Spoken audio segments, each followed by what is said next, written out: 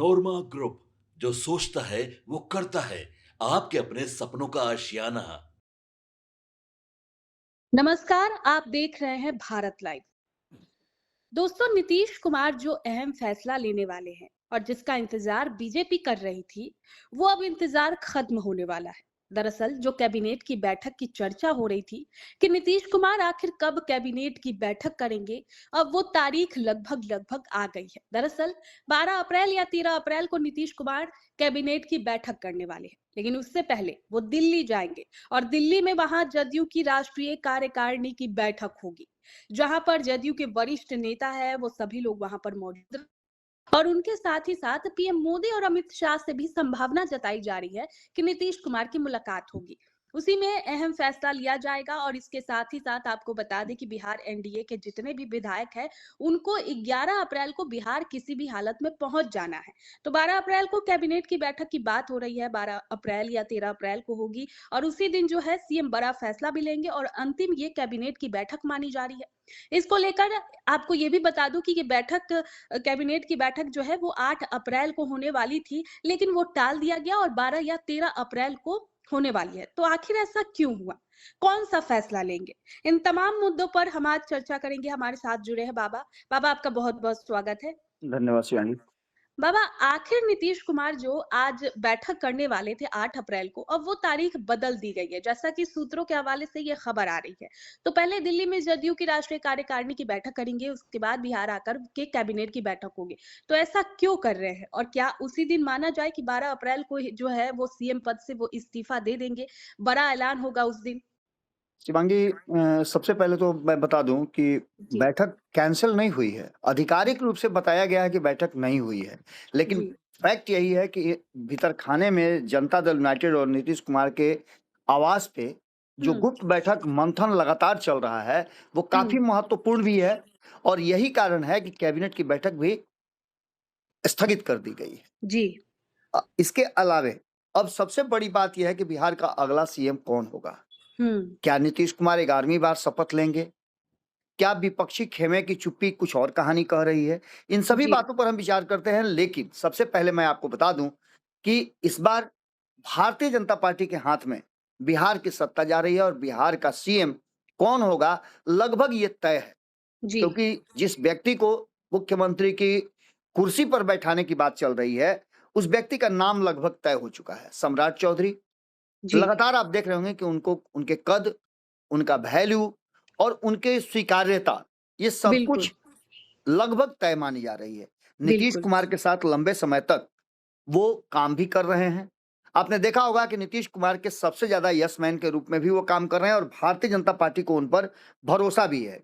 इसमें जी, कई फैक्टर हैं, क्यों सम्राट चौधरी, इसकी कई कहानियाँ हैं। एक तो ओबीसी वोट बैंक पर नज़र है और ओबीसी वोट बैंक में यादवों के साथ यदि आपको, जो कि 14% हैं, उनके साथ यदि आपको सामंजस्य बिठाकर चलना है या फिर हुँ, उनके वोट बैंक को किसी तरह से तोड़ना है, मारना है, तो उसके लिए ज़रूरी है कि ओबीसी में से ही किसी नेता को आगे बढ़ाया जाए, जो कि इस लड़ाई को आगे लड़ने के लिए तैयार हो। जैसा कि हमने आपको बताया भी था कि लवकुश समीकरण एक बड़ा समीकरण है जो पिछले 20 सालों से बिहार की सत्ता पर काबिज है। जी। नीतीश कुमार लवकुश समीकरण से ही आते थे, कुर्मी समाज से, और सम्राट चौधरी कुशवाहा समाज से आते हैं। हुँ, अब ये हुँ। जो गठबंधन है ये बना रहे, और इसके साथ-साथ मैं पहले भी बता रहा था, आपसे भी बातचीत जब मैंने किया था तो बताया था कि ओबीसी समाज जो है उसमें यादव वर्सेस कोइरी, यानी कुर्मी समाज, जी, कोइरी समाज होता रहा है। दोनों की राइवलरी रही है और दोनों सत्ता की हनक दिखाते रहे हैं। और जी, इनके साथ-साथ कंफर्टेबल जो ईबीसी है या शेष जो ओबीसी की जो जातियाँ हैं, वो इस बात को लेकर के काफ़ी सहज रही है कि नीतीश कुमार शासन कर रहे हैं और उनकी मान-सम्मान और उनका सुरक्षा बिल्कुल है। नीतीश कुमार को सुशासन बाबू इसीलिए कहा गया है और बिहार की राजनीति में जातीय समीकरण हमेशा से निर्णायक भूमिका में रहा है। जी, अभी तक मुख्यमंत्री रहे नीतीश कुमार कुर्मी समाज से आते हैं और लवकुश समीकरण का ये बड़ा गठजोड़ माना जाता है। यही कारण है कि इसके साथ-साथ मैंने बताया कि ईबीसी भी बहुत कंफर्टेबल रहती है और दलित समाज भी नीतीश कुमार के साथ बहुत कंफर्टेबल रहा है।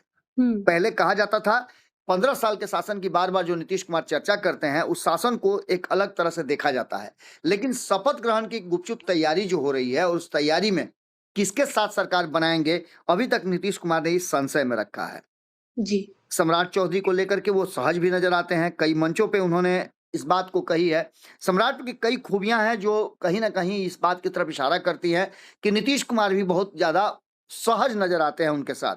हालांकि ये सहजता 2024 में जब सम्राट चौधरी वापसी किए हैं सम्राट चौधरी के साथ, उसके बाद ये स्थिति पैदा हुई है।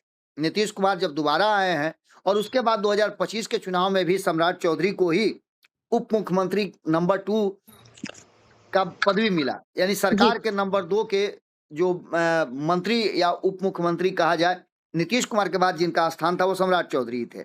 और इन 3-4 महीनों की बात कर लें या पिछले 2024 से 2025 तक की बात कर लें, उस समय भी लगभग साल भर के अंतराल में नीतीश कुमार के साथ बहुत कंफर्टेबल रहे हैं। दमदार छवि भी उनकी है और निशांत के साथ उनकी जोड़ी भी बैठेगी, ये भी बातें हमने आपको बहुत पहले बताया था कि दोनों की एक तस्वीर दिखी थी, एक कार्यक्रम में दोनों पहुंचे थे, दोनों में काफी सहजता थी, दोनों की उम्र भी लगभग बराबर ही है। और ऐसे में ये बात कहा जा रहा है कि सामाजिक समीकरण, वर्गों को लेकर के संतुलन बनाना, संगठन और सरकार के बीच तालमेल बैठाने के लिए प्रशासनिक अनुभव और राजनीतिक संदेश के बीच संतुलन बनाना, जैसा कि आपको पता होगा कि गृह विभाग देकर के नीतीश कुमार ने ये भी देख लिया है। लेकिन ये एक पक्ष है, हम दूसरे पक्ष की बात अगर करें तो क्या नीतीश कुमार का इसके पीछे भी कोई रणनीति और राजनीति है? देखिए, नीतीश कुमार राजनीति और रणनीति बनाने में कभी पीछे नहीं हटते हैं। नीतीश कुमार बिहार की सत्ता पर इसीलिए है क्योंकि वो हमेशा सरप्राइज किए हैं। भारतीय जनता पार्टी की राजनीतिक जो फैक्टर है वो भी सरप्राइज देने वाला रहा है। मुख्यमंत्री का चेहरा कौन होगा ये भारतीय जनता पार्टी को तय करना है, जिसमें नीतीश कुमार की सहमति भी जरूरी है।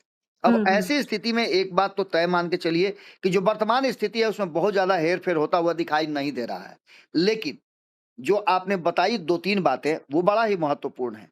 पहली बात तो ये कि क्या नीतीश कुमार कैबिनेट की बैठक स्थगित किए हैं?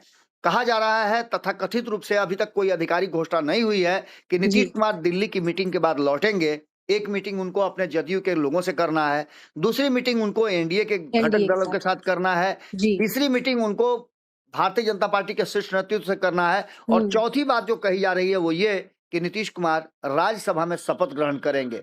जो मुझे जानकारी है उसमें साफ साफ लग रहा है कि ये जो है कहीं ना कहीं पूरी स्थिति एक अलग तरह से देखी जा रही है।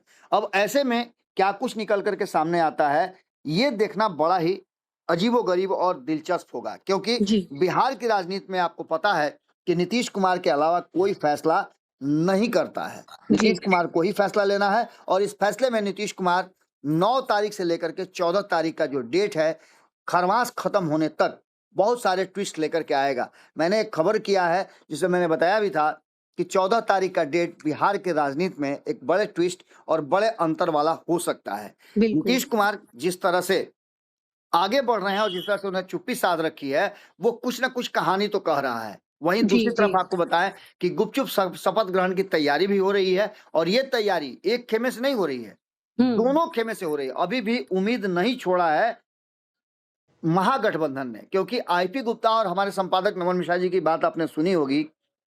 उस बातचीत में अभी भी आईपी गुप्ता कॉन्फिडेंट हैं कि वो नीतीश कुमार को मुख्यमंत्री बनाने के लिए, महागठबंधन के रूप में मुख्यमंत्री बनाने के लिए, महागठबंधन के नेता के रूप में उनको हर तरह से तैयार हैं और बिना शर्त उनको समर्थन देने की बात भी कर रहे हैं। अब देखना होगा कि इसमें क्या कुछ निकल के सामने आता है। जी बाबा, मतलब जिस तरह की स्थिति है बिहार में अभी बीजेपी और जेडीयू के बीच, ऐसा लग रहा है लगभग बात तय हो चुका है। वहीं दूसरी तरफ जेडीयू के अंदर 2 गुट बन चुके हैं, एक दिल्ली वाला और एक पटना वाले। तो ऐसी स्थिति में कैसे कोई ठोस फैसला लिया जा सकेगा? देखिए, फैसला किसी और को नहीं लेना है। एक पहला फैसला तो नीतीश कुमार को लेना है कि वो मुख्यमंत्री की कुर्सी से इस्तीफा दे रहे हैं कि नहीं दे रहे हैं। 10 तारीख को पता चल जाएगा कि अब तो 48 घंटे बचे हुए हैं। हम्म। 48 घंटे में ये पता चल जाएगा कि नीतीश कुमार राज्यसभा जा रहे हैं, राज्यसभा में शपथ ग्रहण कर रहे हैं, और शपथ ग्रहण के बाद ये भी पता चल जाएगा कि जो दिल्ली में बैठक होनी है वो बैठक कितना फ्रूटफुल रही। यानी कि जी सीधा पहला फैसला तो नीतीश कुमार को लेना है, और दूसरा फैसला भारतीय जनता पार्टी को लेना है कि नीतीश कुमार का यस मैन जो हो उसे मुख्यमंत्री बनाए। तो ये जी दोनों ही फैसले दोनों खेमे को लेने हैं, बहुत सहज भी हैं, और एनडीए गठबंधन के किसी भी घटक दल को इस दोनों के फैसले जो लेंगे नीतीश कुमार और भारतीय जनता पार्टी, उसमें कोई परेशानी नहीं होगी, ये भी पता है। जी। एक आखिरी सवाल, क्या कोई संभावना है अभी भी कि इस पूरे खेल में किसी तीसरे मोर्चे की भी एंट्री हो सकती है, या मुकाबला सिर्फ एनडीए वर्सेस बाकी रहेगा? बिल्कुल, मैंने पहले भी कहा कि नीतीश कुमार भी सरप्राइज करते हैं और भाजपा भी सरप्राइज करती है, हम्म। लेकिन नीतीश कुमार का सरप्राइज जो है वो काफी चौंकाने वाला भी होता है, अहम भी होता है, और नीतीश कुमार ने हमेशा चौंकाया जी है। जी किसके बिल्कुल। साथ सरकार बनाएंगे, सरकार का हिस्सा कौन होगा, मुख्यमंत्री का चेहरा कौन होगा, शपथ ग्रहण की जो तैयारी चल रही है, उस तैयारी में राजभवन में कौन कौन जाएगा, ये सभी बातें अभी भी पर्दे के पीछे है, और इसका राज 14 तारीख को संभावना है कि खुल जाएगा। जी, बहुत-बहुत शुक्रिया बाबा आपका। तो क्या बिहार में फिर से बड़ा पॉलिटिकल ट्विस्ट आने वाला है? क्या नीतीश कुमार एक बार फिर सीएम की कुर्सी पर बैठेंगे? और क्या एनडीए में नई सरकार बनने जा रही है? इन सभी सवालों के जवाब जल्द ही सामने आएंगे। फिलहाल के लिए इतना ही, देखते रहिए भारत लाइव। आपके सपनों को हमने सजाया है, ई होम्स पैनोरामा को हमने बनाया है। ई होम्स मेरा एक सपना था जिस पे मैं पिछले 4 साल से काम कर रहा था। हमने जो बनाया है वो सबने है माना। ई होम्स पैनोरामा में हो आपका भी आशियाना। और फाइनली हमने 2021 में इस प्रोजेक्ट को लॉन्च किया। बहुत लोग अप्रिशिएट कर रहे हैं कि पूर्णिया जैसे शहर में, बिहार के, एक तो बिहार की बात करें उसमें भी पूर्णिया जैसे छोटे जगह में इस तरह का लाइफस्टाइल देना, ये सुन के हम लोगों को बहुत अच्छा लगता है।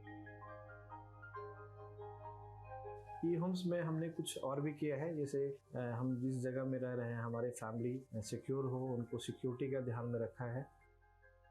आपकी सुविधा और सुरक्षा आपके लिए खास है, ये आपका विश्वास है। इसमें आर्टिफिशियल इंटेलिजेंस का 7 लेयर सिक्योरिटी का हमने इस्तेमाल किया है। लस ग्रीन कैंपस को बनाया है, यदि हमारा बाउंड्री वाल है तो वो वर्टिकल गार्डन है। ये जितनी भी फैसिलिटी होता है एक इंटरनेशनल टाउनशिप में ई होम्स है, ये हम लोग विश्वास नहीं कर पा रहे हैं। जो भी हमारे मित्र दोस्त या जो भी हमारे बाहर आते हैं तो हम लोगों को बहुत अच्छा सुनने को मिलता है और बहुत अच्छा क्रेडिट मिल रहा है। वो सारा हमने सिर्फ एक बिल्डिंग नहीं बनाया, हमें एक बहुत अच्छा लाइफस्टाइल दिया ई होम्स में, और मेरा एक सपना था जिसको मैं आज फुलफिल होते हुए देख रहा हूँ। ये आपका आवास है। ई होम्स पैनोरामा में अब आपका निवास है। E homes Panorama, luxurious lifestyle redefined. Panorama group, जो सोचता है वो करता है। अगर ये वीडियो पसंद आई और वह बिहार के राजनीति और बिहारियत से सरोकार रखेनी तो सब्सक्राइब बटन दबा के चैनल के सब्सक्राइब कर ली।